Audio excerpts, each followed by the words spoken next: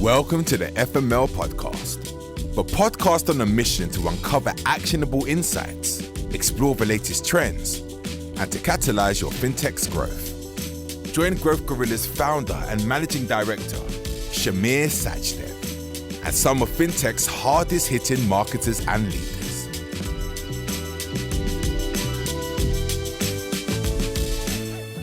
Welcome everyone to today's episode of the FML podcast. We're joined by Henry Barton, Head of Community and Brand at Uncapped. Henry, thanks for joining us today. Thanks for having me. Appreciate it. Lovely to be here. Great stuff. Well, look, for everyone listening to the show today, do you just want to share a bit about yourself, a bit about your journey so far?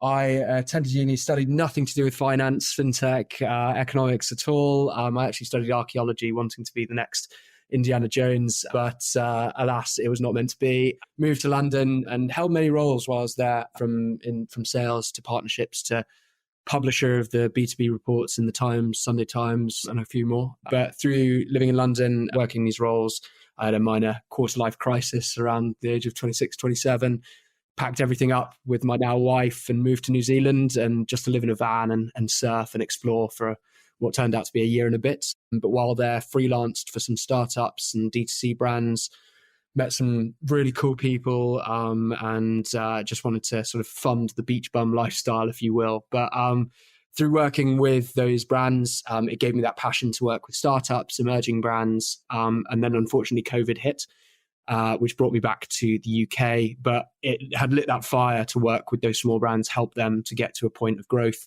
And I actually ended up working for the UK's largest small business support network, which is called Enterprise Nation. And it's there where I really realized the large amount of challenges and problems that small businesses in the UK and wider face. And one of those problems was access to capital. And through a few fortuitous conversations, I ended up being offered a role at a company called Clearco, who were an alternative finance provider.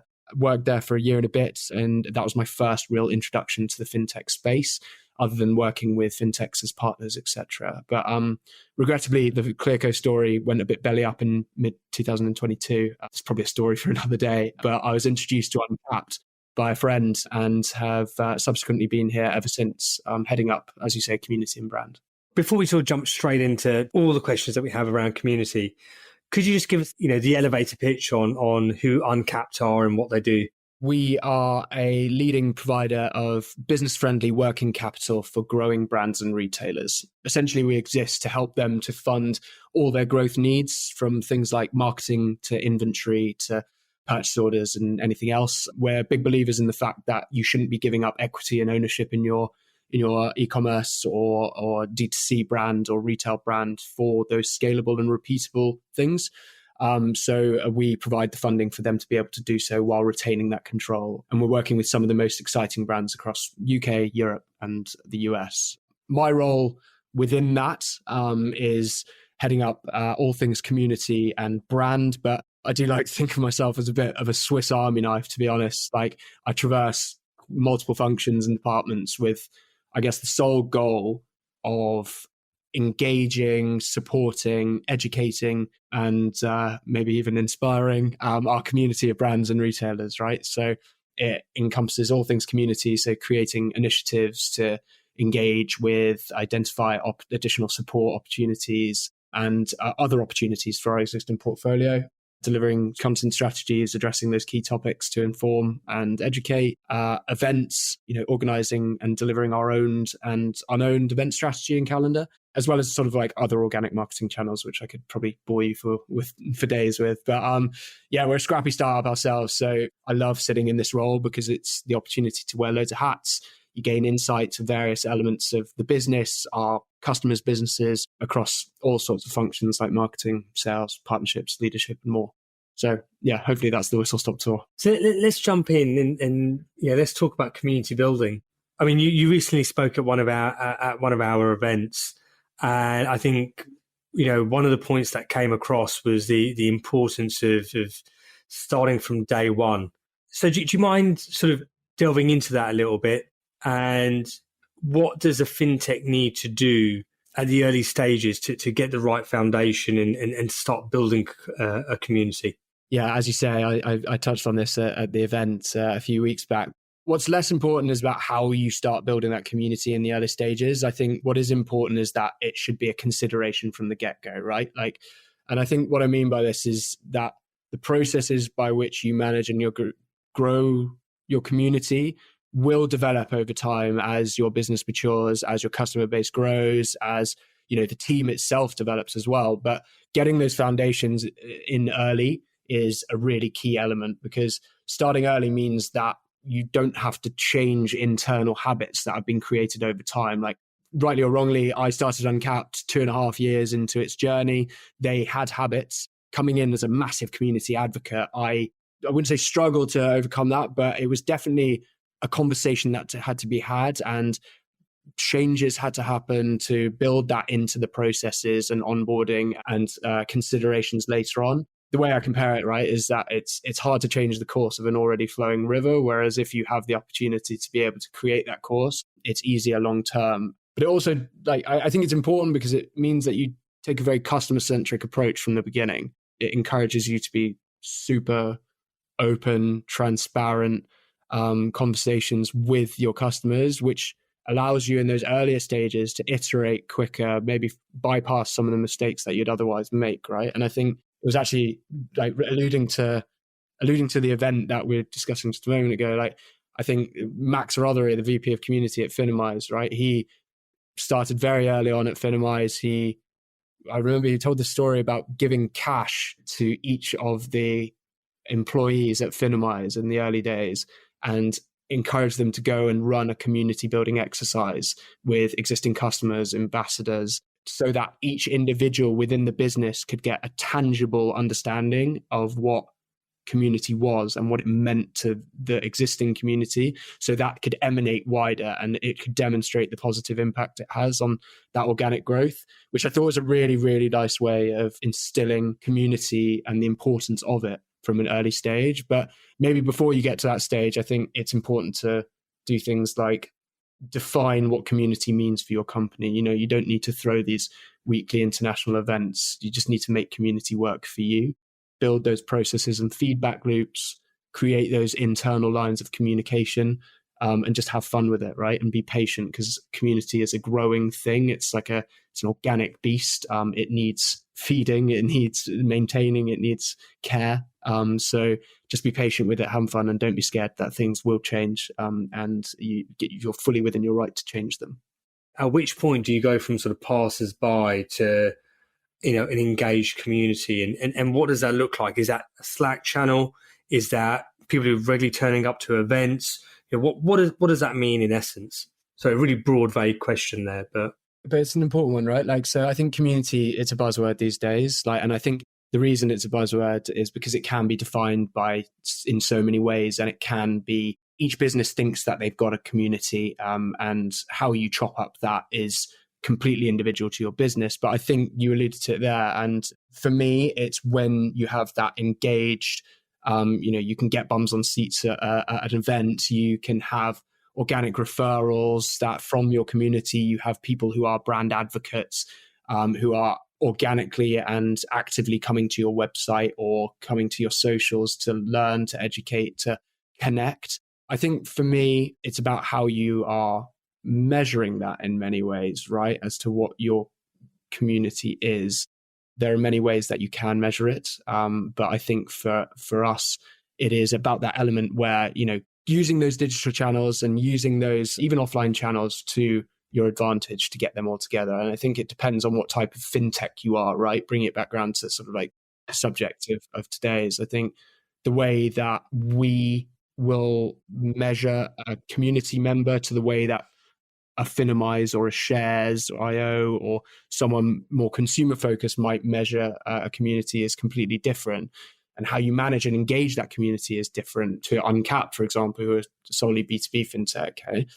So as a global business, what we do and the way it's been key for us is create those cross-border connections, to create that sense of belonging within Uncapped and be not only a funding provider, but the place you come to for all those other needs that are complementary to that capital.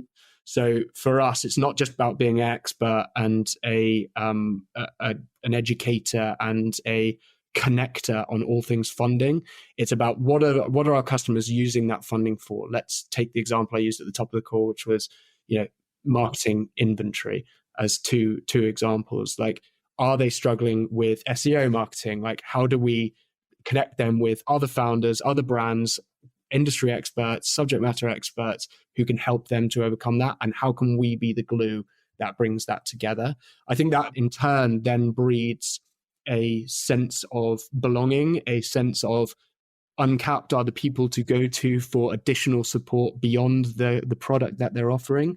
But I think it's vital to be able to understand your niche and then the sub niches that are beneath your product in itself. I hope that makes sense. What role does digital play in community building? And then, because you talked about things like, putting together content around, say, struggles around SEO, etc. But, what role does digital marketing play or digital channels play versus, say, events both owned and not owned by Uncapped? And how do you use all of those channels to nurture and build your community? They work in tandem, right? They need to. And I think we're a global business. We want to be able to create those, as I said, cross-border connections, consolidate our community into one place. And this is where the digital channels really come into their own. We can provide go-to areas for education, connection, advice. Due to our customer base size, we do have the ability to personalize a little more than maybe the B2C fintechs that have hundreds upon hundreds of thousands of customers. And rather interestingly, I'd actually say that the main tools that have been really great for us and had a major impact are your standard social media channels, email, Slack, obviously, like bringing together that. But we've also seen an increased usage of breakout WhatsApp groups as a method of verticalizing our community, creating maybe sub-communities and hyper-relevant and focused sub-communities, whether it be through like industry or particular pain point, location or stage of business or whatever that may be. But tools, I think, can be a blessing and a curse. Digital tools, I'd say my advice would be to find what works for you and stick to it. Don't try and overcomplicate everything. And oftentimes, if you're forcing a channel, it can result in some crickets when we don't want silence, speaking to an empty room, right? And I think this is where events comes into play, because they play a huge part in both community creation, but also in retention. And I think we use our unowned events more so for the creation of community and welcoming new members to our community, and then our owned events for the retention element. And I think in the early stages, right, it's all about that visibility that those unowned events can bring, especially if you have like a new product or you're breaking into a new market, let's say. Like, I mean, thinking about Uncapped here, like we're recently in the US, for example. It's a relatively new market for us, but we are seeing amazing traction. And as so, what we've done is because we don't really have the foothold necessarily or the incredibly large customer base that we do have in UK and Europe, naturally it being a newer market, we found that the unowned events are the right way to go. It's lesser of a burden on us individually, being the events guy. I am but one man, so it lessens the burden on me, but also it's a quick fire way to get in front of target market and those you'd want to welcome to your community. And so by participating in these unowned events that are hyper targeted, ICP riddled, and have sort of everyone in one space, it's been amazing as a visibility platform for us. And we've seen so much benefit in terms of increased interest, lowered sales barrier simply by being visible in the market, and being in the right contextual environments. But I guess when we have then used these positive encounters as a springboard to run our own events. So as we've gained that foothold in the market, we've gained that visibility, the brand recognition, brand equity. We've been able to sort of like team up with partners we've met at those unowned events to run our own customer events, dinners, roundtables, and know with the sort of confidence having that we can achieve the bums on seats, the attendance from the community we worked hard to build. And I think the event space is really good, right? Because it humanizes your company. Fintechs have the unfortunate, I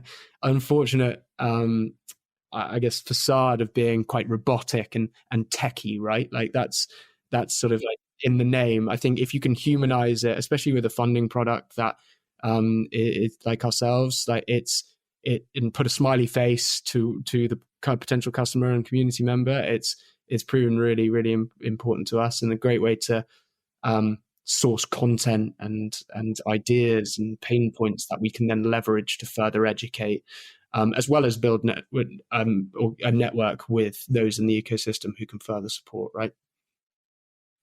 I mean, I'm hugely in agreement with you. I think like I'm a big advocate for. I mean, obviously, you know, I'm an advocate for events. You've spoken at 1 hour, so it's, you know, for us, it's almost we tend to, you know, we tested out lots of different types of events over the last sort of couple of years, and what we've found is that actually, if we keep the events relatively tight, focused, and high quality, then we get a lot of payback from that, you know, whether it's retention with existing customers or new business inquiries or whatever it is. And I think particularly if you're B2B, you can kind of afford to go, you know, almost like granular. You can almost go on, not quite a one-to-one basis, but, you know, you can be really, really sort of focused on a handful of people. And then I think the other thing about sort of, you know, B2B is that the impact of word of mouth in B2B is huge, because, you know, if you've got a customer, I think you were saying that, you know, your sweet spot's what, 15 to 50 million. You know, if you've got a handful of those sort of founders in a room, the odds are they're probably golfing with or playing tennis with similar sized customers or similar sized prospective customers on the weekend.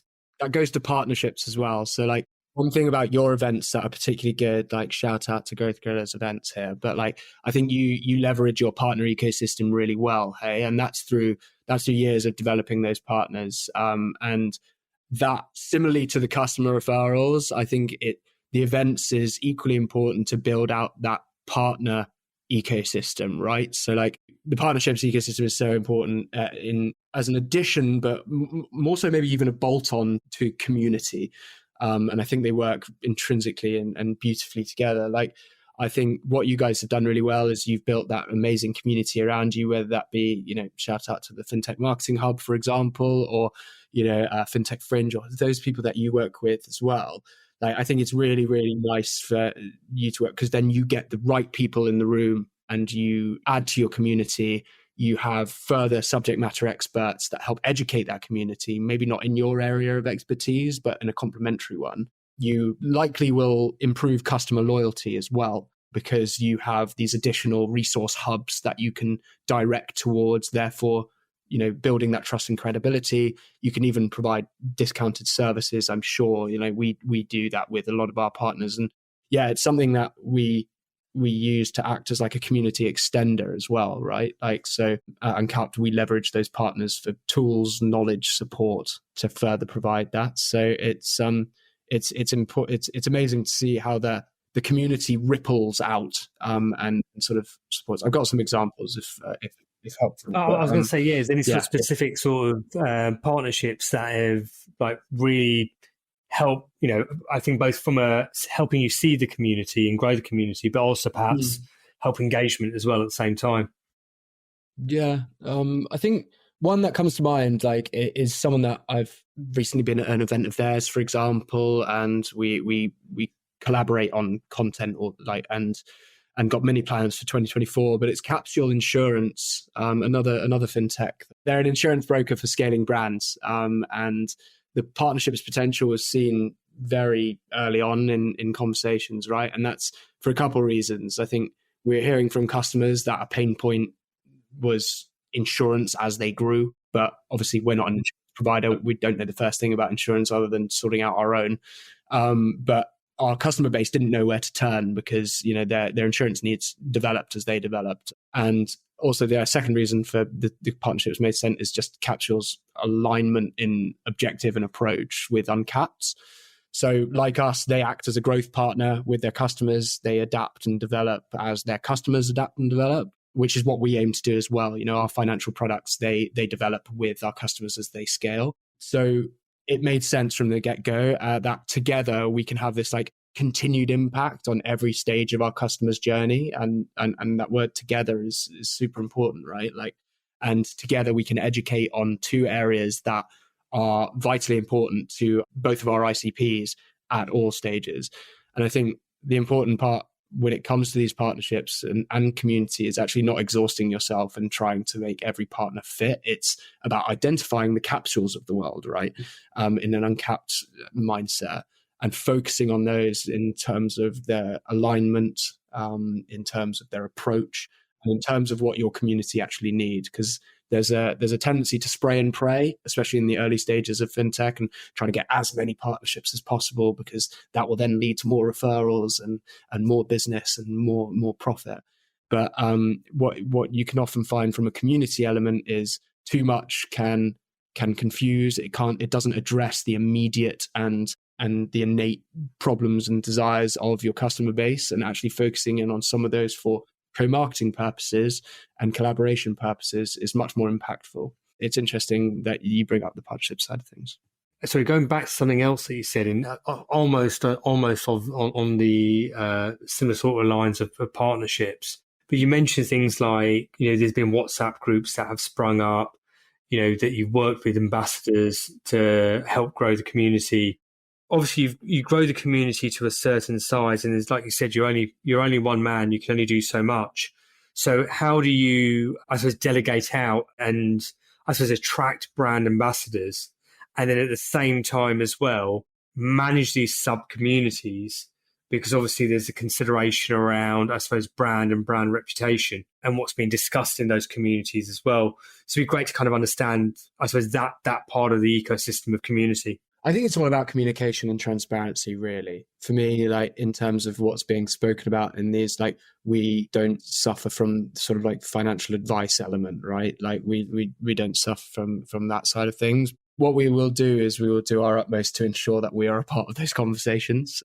We operate in a heavily competitive space, and I think by being the glue that brings us all together sets us apart and helps us to remain top of mind. I think when it comes to attracting those ambassadors, it's through listening and actually involving our community in the decision-making process of our brand and business. We recently axed our founding product, for example, and that was through taking customer feedback, through reanalyzing where we were as a business, what our customers needed, and the market conditions.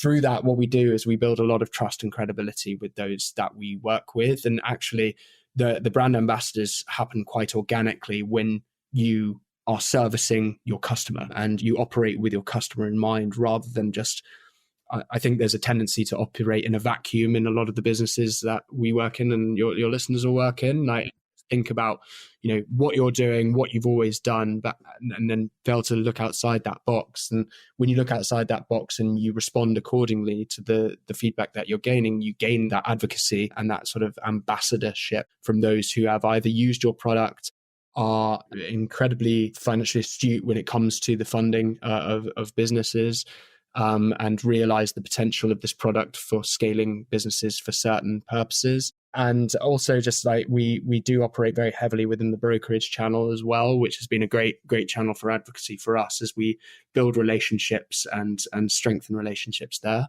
I think in terms of managing that overall, it's a lot of trust that we then put out to our community. We provide them with the materials, we provide them with the walkthrough, we provide them with various different elements that allow them to, I guess, most appropriately and efficiently talk about ourselves. But I think, there's also the rewards and the remuneration that comes with it, I guess, through, we provide those finder's fees, if you will, as well. And they're pretty market leading because we have so much recognition to the importance of referral. But we also, beyond that, provide them with spotlight and exposure beyond their normal realm. So we utilize our own social channels to help our partners, to help our ambassadors, highlighting the good work that they do and, showcasing them to our 60,000 plus LinkedIn, Facebook, etc. following. We invite them to speak at events. We were recently speaking in LA at a variety of events, and we've flown over our customers, we've flown over our partners. We've sort of, want to be as community focused in that sense as possible, and sort of take those advocates with us because we appreciate the good work that they do for us. It's sort of a combination of factors, but I think that it all comes down to that trust and a sort of relationship that's been built over working together so closely and working together with the long term in mind rather than the flash in the pan in mind. And just thinking about that note of the long term, obviously going right to the sort of start of our conversation, we talked about sort of starting as early as possible and building the foundations and getting into that mindset as a business. And everything you've said obviously just leans into that point around sort of long term. Obviously, one of the questions that's naturally going to come up is around, I suppose, commitment to not just obviously initially seeding the growth of a community, but then sort of ongoing management. I suppose, what are your thoughts around that? And is it a case where, fintech founders and marketers need to be sure that they can make the commitment, or is it more manageable than people realize? I think it's more manageable than people realize. And I think it's well worth it. We do what we do for the customer at the end of the day as our fintechs. And we are operating in increasingly competitive spaces, and we need to stand out from the crowd and differentiate ourselves. I think long term, those with communities will be around longer than those that are without. And those that build with communities will have the infrastructure in place to be able to completely take advantage of that from the word get-go. I think it does come around to how you measure it. And I think this is inherently probably the biggest blocker to sort of that investment in community, right? Like, because as I alluded to when I was sort of like introducing my job, it sort of, it straddles multiple different roles. Like it has an impact on many different ones, but many different functions within the business. But how can you completely and utterly attribute the role of community to every single sale? Because you're bound to have touch points with many, but how do you sort of definitively say that? And I think there's a really cop-out answer. I'd be really interested to hear if you've got a definitive answer for that as well, because I think you'll be an incredibly rich man if you do. But I think a cop-out answer is that it totally depends. And it depends on a few things. It depends on your product. It depends on your reporting lines. It depends on the type of business you are, whether you're B2B, B2C. But just speaking from us, like customer loyalty and LTV is the king metric for us for community. We want to see, how many capital advances and top-ups we can provide a customer beyond their first, and where on the community funnel they have engaged with, and the associated growth that they have achieved either through the combination of an event and roundtables with capital connections to our ecosystem. We're in a really competitive space, so like community tactics have helped, like this way have helped, and I believe are key. Other sort of metrics do include sort of like brand recognition. Community is a great way to sort of gain that brand recognition. Referrals, if you have the community, you're more likely to have founders. Speaking from our ICP, founders operate within lots of different founder WhatsApp groups. I'm sure you being a founder, you're in many as well. Like you will know that advice is passed around those WhatsApp groups, and recommendations are made off the back of questions that are asked in them. So the more you build that community, the more likely you are to benefit from those organic referrals. But you've also got your vanity metrics, right? You've got your traffic growths, you've got your clicks, your social followings, your everything else, and your testimonials and your bums on seats at events. So I think it very much depends on how you sort of operate as a business. And if you ask Oscar, the head of marketing over at Shares, I know he referenced things like app opens and logins and deposits made into the Shares accounts and investments created and stuff like that we don't have to worry about as a business or a community element, but they do. So I think you just need to find what works for you as a brand and iterate, and just, again, I guess, highlighting the importance of creating that community-centric mindset from the offset, because it's a lot easier to find it as you grow than it is to sort of try and make it fit into an already molded infrastructure that you have at an existing company. Yeah, I was going to say, just in reference to your point around sort of, your comment on it depends. Yeah, I'm definitely a proponent of that. I think with these sorts of things, you've got to take a real long-term view. Yeah, it's one of those things where I think if you're it needs to kind of come down from the top, right? I think if you've got a forward-thinking CEO that values marketing first and foremost, and then values the brand building side of marketing, then it becomes really, really easy as a marketer to justify more sort of intensive initiatives like building out communities or influencer marketing, where, it's how many sales are we going to get from this person talking about us? Well, the answer is we don't know. But hey, look, the more people who talk about us, but it's in a community or we're paying for an influencer to do it, for example, the more people that talk about us means that it's going to be more brand awareness and therefore increase the likelihood that we're going to achieve more sales. I mean, there's stories of this, right, from our CEO appearing on a podcast in the Netherlands, I think it was, that, didn't have a massive listenership. It didn't have necessarily the distribution that we would normally sort of look for. But what came out of that is one of our biggest deals. And to your point, the more you put yourself out there, the more you sort of put yourself out there, I would add, in the right contextual environments, and your ICPs will hang out, then you stand a better chance of securing. And I think, again, to your point, like you mentioned a moment ago, just sort of being able to prove that out, I think, is key. And being able to prove the ROI of community building efforts is key. Sometimes it's more tangible than others, and that doesn't necessarily mean that's more. Well, I mean, obviously the numbers don't lie. It is important, but I'm a long-term thinker. So like the long-term brand play could result in massively beneficial results later down the line, while not necessarily having the immediate impact that's an event with, your the 20 of your closest ICP customer prospects of being in the room. Like, just something like that is something to think about from my standpoint. So there's many ways to cut the pie, none of which, again, it comes around to that phrase, it depends, right?